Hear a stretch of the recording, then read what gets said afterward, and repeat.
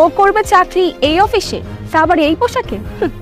ওকে তো এই অফিসের দারোয়ানের চাকরিও দেওয়া হবে না। আর তাছাড়া আমি শুনেছি এই অফিসের যে বস সে নাকি খুবই ভালো সৎ মানুষ।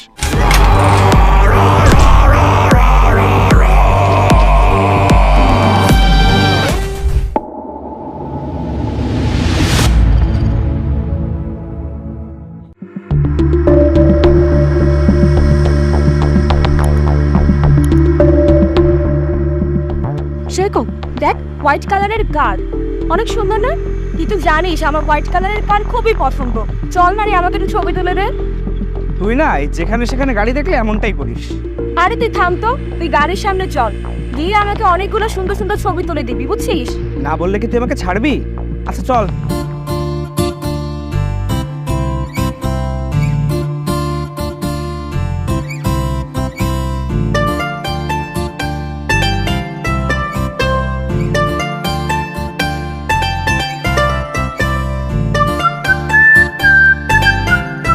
একটু সরে যা।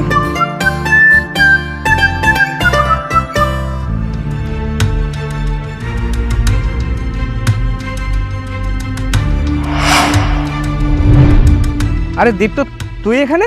আরে সৈকত, জুলি, তোরা এখানে কেমন আছিস? হ্যাঁ ভালো আছি। কিরে জুলি, চিনতে পারিসনি? চিনতে পারবো না কেন, খুব ভালো করে চিনতে পেরেছি।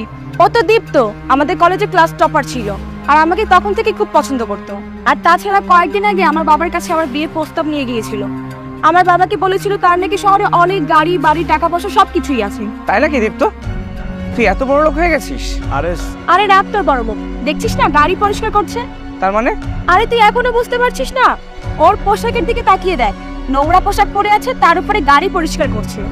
ও তো চেয়েছিল আমার বাবাকে ভুল বুঝিয়ে আমাকে বিয়ে করবে। ভাগ্যিস আজকে ওর আমি আসল চেহারা দেখতে পেয়েছি। আমি তো আমার বাবাকে এখনো কোনো ডিসিশনে জানাইনি। ওরে সালা, তুই তো আসলে একটা জিনিস। কলেজ লাইফে মেধা দিয়ে ক্লাস টপার হতি, আর এখন মেধা দিয়ে বড় লোকের মেয়েকে পটিয়ে নিজে সেটেল হওয়ার ধান্দা, তাই না? ভালোই তো ঝোপ বুঝে কোপ মারা শিখে গেছিস। আরে এসব গরিব ছোট লোকেরা এগুলো ছাড়া কি বা করবে? ওরা তো শুধু এগুলোই পারে। হ্যাঁ, তোরা ঠিকই বলেছিস, আমি গরিব ছোট লোক, কিন্তু সেটা আজকের জন্য। কেন রে, আজ বলছিস কেন? গতকাল কি খুব কোটিপতি ছিলি নাকি তুই? হ্যাঁ তেমনটাই। আচ্ছা আমার কথা বাদ দে, তোরা এখন কি করছিস?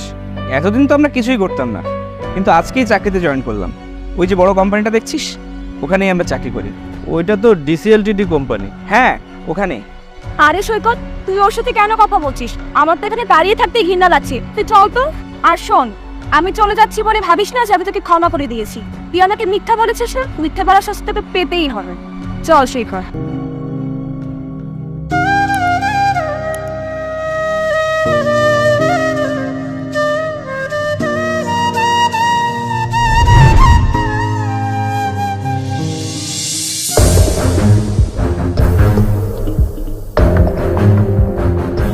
কিরে ভাই, তুই হঠাৎ কিছু না জানিয়ে চলে আসলি? হ্যাঁ ভাই, আমি ছোট ভাই বড় ভাইয়ের বাড়িতে আসবে, এতে জানানোর কি আছে? কেন তুমি খুশি হওনি আমি এসেছি?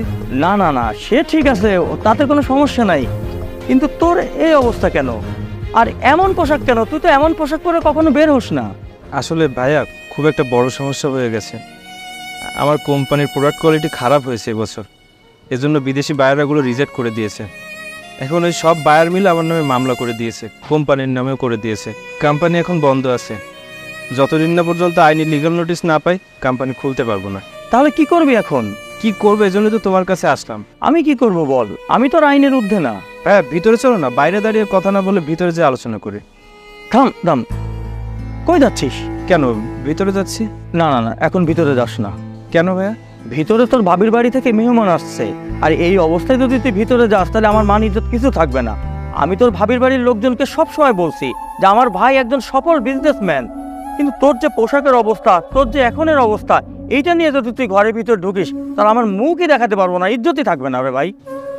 হ্যাঁ ভাইয়া, তুমি ঠিকই বলেছ। আমি যে পোশাক পরে আছি এটা পরে মেহমানের সামনে যাওয়া ঠিক হবে না, তোমার মান সম্মান থাকবে না। ঠিকই বলেছো। দেখ, তুই আমাকে ভুল বুঝিস না। আচ্ছা একটা কাজ কর, তুই এখন এখান থেকে যা, মেহমানরা চলে গেলে আমি তোকে ফোন করব। আরে দুপুরবেলা দোকানটাও বন্ধ হয়ে গেছে। ভাই তুই এখানে দাঁড়িয়ে থাকিস না, মেহমানরা বের হওয়ার সময় হয়ে গেছে, আর তোকে দেখলে আমার ইজ্জত থাকবে না ভাই, তুই পরে আসিস। মন খারাপ করিস না, যা ভাই, যা যা, চলে যা ভাই।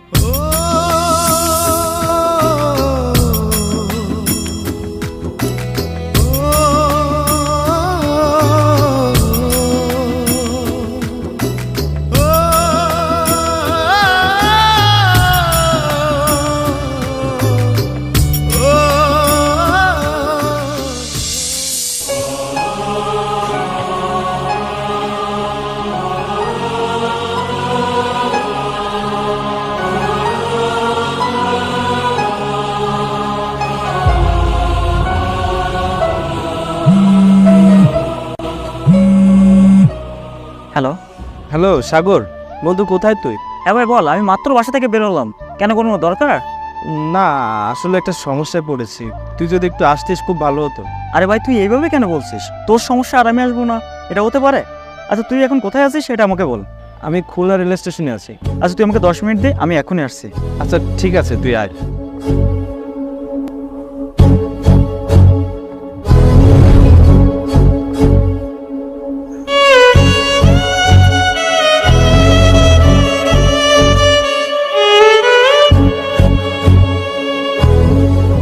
কিরে দীপ্ত, তুই এইখানে, তাও এই অবস্থা, কি আছে তোর বলতো?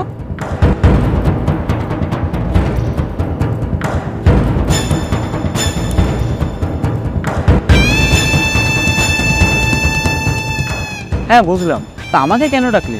বন্ধু, কোম্পানির নামে মামলা হয়েছে, আর মালিক হিসেবে আমার নামে মামলা হয়েছে। এখন আমি যদি বাড়িতে যাই তাহলে পুলিশ আমাকে ধরতে পারে, তাই আজকে রাতটা অন্তত তোর বাড়িতে থাকতে দে। না না, আমি তোকে বাড়ি নিয়ে যেতে পারবো না। কিন্তু কেন বন্ধু? কয়দিন আগেই তো তুই ফোন করে আমাকে ডাকতিস তোর বাড়িতে থাকার জন্য, তুই এখন এমন কেন বলছিস? হ্যাঁ তখন ডাকতাম, কারণ তুই তখন আমার লেভেলে ছিলি, বড় কোম্পানির মালিক ছিলি, দামি পোশাক পরতে। আজকে দেখ আমার কি অবস্থা, আর তোর কি অবস্থা। তোকে এই অবস্থা আমি বাড়ি নিয়ে যেতে পারবো না। তুই আবার যদি আমার লেভেলে কখনো আসতে পারিস তাহলে আমাকে ফোন দিস। তোকে একদিন না, পুরো 1 মাস রাখবো আমার বাড়িতে। আজ আমার এত বিপদের দিনে তুই আমার সব থেকে কাছের বন্ধু হয়ে পাশে থাকবি না? হ্যাঁ থাকলাম না, এত অবাক হওয়ার কি আছে? আজকে তোর কাছে টাকা নাই বলে তোর রক্তের ভাই তোর কাছ থেকে সরে গেছে, আর আমি তো কোথায় তোর বন্ধু। যদিও এখন তোকে আমি বন্ধু হিসেবে মানি না, তবুও তুই একটা সময় আমার বন্ধু ছিলি, সেই হিসেবে তোকে একটা বুদ্ধি দিই। শোন, যেহেতু তোর কাছে এখন টাকা পয়সা পজিশন, এমনকি মাথা গোজার ঠাইও নাই, সেহেতু তুই একটা কাজ করতে পারিস। তুই রাত্রে স্টেশনে কাটাতে পারিস। দেখ না, আশেপাশে তোর মতো তো অনেকেই আছে। ভাই তুই কোনো টেনশনই করিস না, তুই এখানে রাতটা নিশ্চিন্তে কাটাতে পারবিস। আচ্ছা তুই থাক, আমি আসি তাইলে।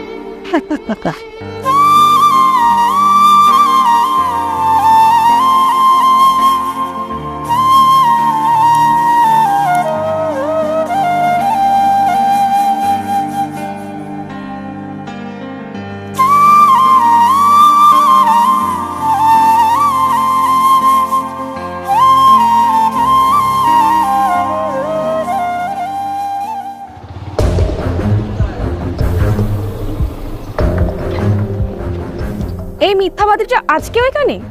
হ্যাঁ তাই তো, তোকে সেদিন দেখলাম অফিসের সামনে গাড়ি পরিষ্কার করছিস, আজ আবার দেখছি অফিস থেকে বের হচ্ছিস। আচ্ছা তোর ধান্দাটা কি বলতো? এই তুই কোনোভাবে এই অফিসে চাকরি করার কথা বলছিস না তো? ও করবে চাকরি এই অফিসে, তা আবার এই পোশাকে? ওকে তো এই অফিসের দারোয়ানের চাকরিও দেওয়া হবে না। আর তাছাড়া আমি শুনেছি এই অফিসের যে বস, সে নাকি খুবই ভালো সৎ মানুষ। আর ও তো মিথ্যাবাদী, ওর তো চাকরি এখানে কখনোই হবে না। ওর তো মানুষের গাড়ি পরিষ্কার করেই যেতে হবে। ও হ্যাঁ, এই গাড়ি পরিষ্কার করার কথা শুনে মনে পড়লো, ওকে তো আমরা চাইলে একটা কাজ দিতে পারি। মানে কি কাজ? আরে দেখো না, আমার গাড়িটায় কত কাদা লেগে আছে, ভেবেছিলাম আজ অফিস শেষ করে গ্যারেজে গিয়ে গাড়িটা ওয়াশ করবো। তো ওকে যখন পেয়ে গেলাম, ওকে দিয়েই পরিষ্কারটা করিয়ে নি। আমি কেন তোর গাড়ি পরিষ্কার করতে যাব? আমি পারবো না। এই তুই করে কাকে বলছিস? শোন, আমরা এখানে তোর বন্ধু না, আমরা এখন এত বড় একটা কোম্পানিতে চাকরি করি, আর এখানে যদি কেউ দেখে ফেলে আমাদের সাথে এইভাবে কথা বলছিস, এখানে আমাদের মান সম্মান থাকবে? তোর এই নোংরা পোশাক, নিজের দিকে একবার তাকিয়ে দেখ, আর আমাদেরও দেখ। আমাদের মধ্যে বন্ধুত্ব ইম্পসিবল। তোর এই বাইক পরিষ্কার করতে সমস্যা কোথায়? তুই তো এই কাজই করিস। আর তাছাড়া সেদিন তুই কার পরিষ্কার করেছিস, আজকে না হয় বাইকটা পরিষ্কার করবি। আর হ্যাঁ, চিন্তা করিস না, এর জন্য তোকে আমরা টাকাও দিব। কি রে, জুলি কি বললো শুনতে পাসনি? দে পরিষ্কার করে দে গাড়িটা। গাড়ি কি দিয়ে পরিষ্কার করব? এখানে তো কোনো কাপড় নেই। যেহেতু কোনো কাপড় নেই তাহলে কি করবি? তোর গায়ের জামাটা খুলেই মুছে দে। ঠিকই বলেছো, ও যে জামাটা পরে আছে ওইটা গাড়ি পরিষ্কার করার কাজেই বানায়। নে নে তাড়াতাড়ি কর, আমাদের অফিসে যেতে দেরি হয়ে যাবে। তাছাড়া আজকেই আমাদের অফিসের প্রথম দিন।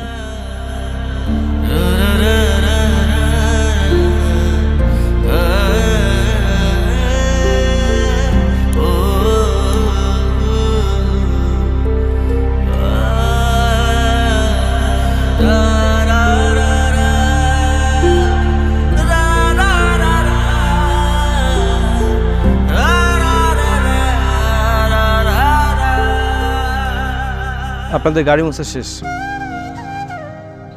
এই নে, এটা দিয়ে তোর একবেলা খাবার আর ফুটপাথ থেকে একটা পোশাক কেনা হয়ে যায়। চলো।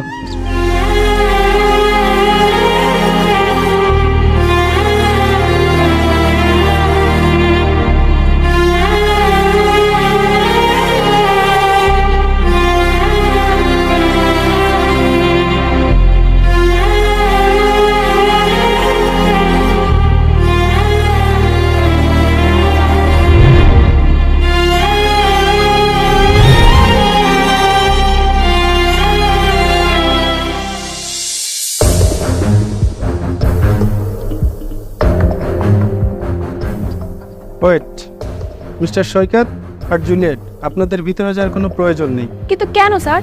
আমাদের তো আজকে থেকে এই অফিসে জয়েন করার কথা ছিল। হ্যাঁ, কথা ছিল, কিন্তু চাকরিটা যেহেতু নেই আপনাদের ভিতরে যাওয়ার প্রয়োজনও নেই। এসব আপনি কি বলছেন স্যার? লাস্ট যেদিন আমরা অফিসে এলাম ওদিনই তো চাকরিটা কনফার্ম হলো, তাহলে আজ চাকরিটা চলে যাবার কারণ কি? কারণটা তো আর আমি বলতে পারবো না, বলতে পারবো আমাদের কোম্পানির চেয়ারম্যান স্যার।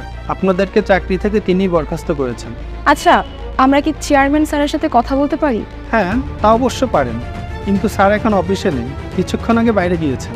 আচ্ছা, আপনি একটা কাজ করুন, স্যারের কেবিনে যেয়ে বসুন, স্যার আসলে কথা বলে নিয়ে।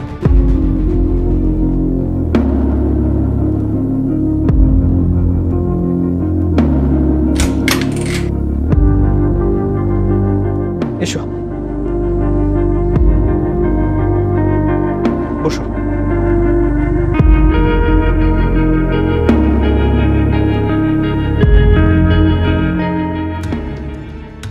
এক্সকিউজ মি, কে আপনি?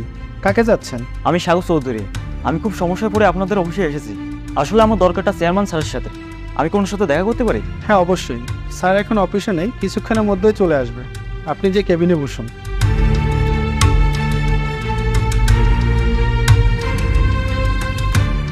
ওয়েট, আপনিও নিশ্চয়ই আমাদের চেয়ারম্যান স্যারের সঙ্গে দেখা করতে এসেছেন। আপনার কোনো সমস্যার ব্যাপারে? জি হ্যাঁ।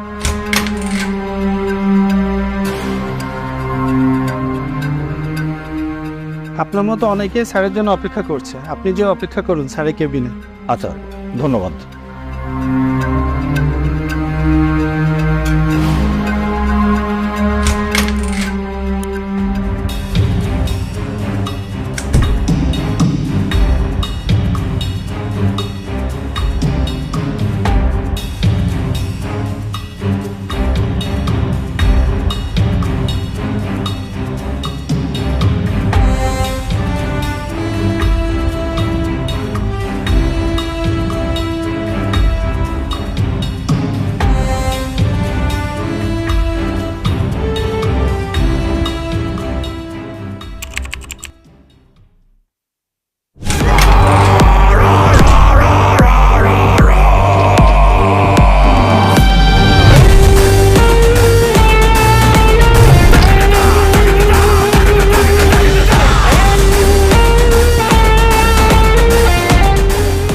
আরে দীপ্ত, তুই এখানে কি করছিস?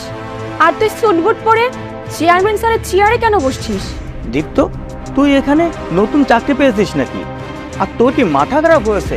তুই চেয়ারম্যান সাহেবের চেয়ারে কেন? তাড়াতাড়ি ওঠ, উনি এখনই চলে আসবে। কি ব্যাপার, তুই ঘর বাড়ি কোম্পানি হারিয়ে একেবারে পাগল হয়ে গেছিস নাকি? দেখ, সময় থাকতে এখান থেকে যা।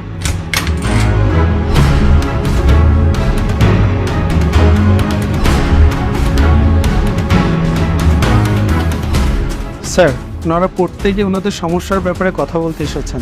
ম্যানেজার সাহেব, আপনি কাকে কি বলছেন? ও তো দীপ্ত, ও স্যার হতে যাবে কেন? হ্যাঁ, উনি দীপ্ত চৌধুরী, উনি আমাদের চেয়ারম্যান স্যার। তার মানে আপনি এসব কি বলছেন? সেইটা কি করে সম্ভব? ওর আগের যে কোম্পানি ছিল সেটা আমি ভালো করে চিনি। কি নাটক শুরু করলেন আপনি? আমি দীপ্তর অফিস ভালো করে চিনি। এই দীপ্ত, এই তাড়াতাড়ি ওটা এখান থেকে, চেয়ারম্যান সাহেব এসে দেখলে কি ভাববে? হ্যাঁ, আর ভাই আপনি একটু চেয়ারম্যান সাহেবকে বলেন আমরা অনেকক্ষণ ধরে বসে আছি, একটু ডাকেন প্লিজ। স্টপ! কাউকে ডাকতে হবে না, কারণ এই কোম্পানির চেয়ারম্যান আমি। শুধু তাই না, আপনি এবং আপনি যে দুটো কোম্পানির কথা বলছেন সে দুটোর মালিক আমি ছিলাম এবং এখনও আছে। আন্ডারস্ট্যান্ড? তাহলে তুই যে বলেছিলি। চলুন আপনাদেরকে ছোট্ট একটা গল্প শোনাই, তাহলে সবারই বুঝতে সুবিধা হবে।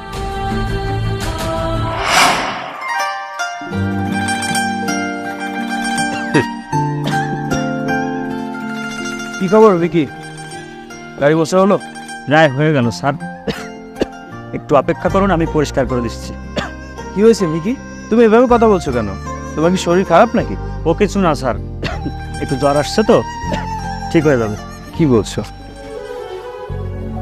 ও মাই গড, জ্বরে তো গা একদম পুড়ে যাচ্ছে। তুমি এই অবস্থায় কাজ করছো কেন? দাও আমাকে, দাও দাও। এ আপনি কি বলছেন স্যার? আমি থাকতে আপনি কেন গাড়ি মুছবেন? আমি মুছে দিচ্ছি। কেন?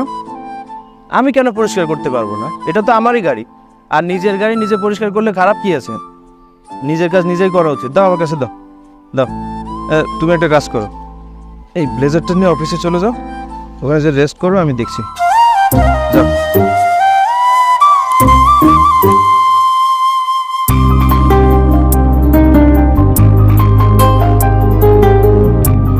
সৈকত, দেখ হোয়াইট কালারের কার, অনেক সুন্দর না? তুই তো জানিস আমার হোয়াইট কালারের কার খুবই পছন্দ। চল না রে, আমাকে একটু ছবি তুলে দে। সেদিন আপনাদের দুজনের ব্যবহারটা আমাকে অনেক ভাবিয়েছিল। আপনারা আমার পোশাক দেখে আমাকে জাজ করেছিলেন, আমার কর্ম দেখে আমার সাথে খারাপ ব্যবহার করেছিলেন। কিন্তু যদি আমি কোনো একটা ভালো পোশাক পরে থাকতাম, তাহলে আপনি আমাকে বন্ধু বলে জড়িয়ে ধরতেন, আর ইমিডিয়েটলি আপনি আপনার বাবাকে ফোন দিতেন, দিয়ে বলতেন যে আমি দীপ্তকে বিয়ে করতে রাজি। তাই তো? আপনারা দুজন তো ডিসিএলটিডি কোম্পানিতে চাকরি পেয়েছিলেন। খোঁজ নিয়ে এটা জানতে পেরেছিলেন যে কোম্পানির চেয়ারম্যান একজন সৎ এবং পরোপকারী। কিন্তু আপনারা এতটাই বোকা, একবারও খোঁজ নেওয়ার প্রয়োজন মনে করেননি যে ডিসিএলটিডির ফুল মিনিংটা কি। ডিসিএলটিডির ফুল মিনিং হচ্ছে Dipta Chowdhury limited, that means me. আর এই তথ্যটা যদি আপনাদের কাছে থাকতো, তাহলে আপনাদের আসল রূপটা আমি দেখতে পারতাম না, আর আপনাদের চাকরিটাও আজ হয়তো যেত না।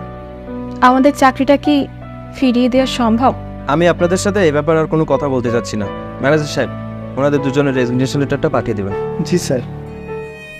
আর হ্যাঁ, আমার সাবেক বন্ধু আর নিজের মায়ের পেটের রক্তের বড় ভাই, আপনারা এখানে কিসের জন্য এসেছেন সেটা আমি ভালো করে জানি। আপনি যে জমিতে আপনার বাড়ি এবং কোম্পানি করেছেন সেটা আপনার না, অবৈধভাবে অন্যের জায়গার উপরে দখল করা, এবং যার জায়গা আপনি দখল করেছেন সে আমার কোম্পানির এমপ্লয়ি।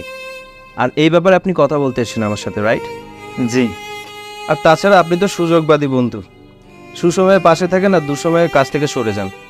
আমি এমন বন্ধু সাহায্য করতে চাইও না, আর করতে পারবও না।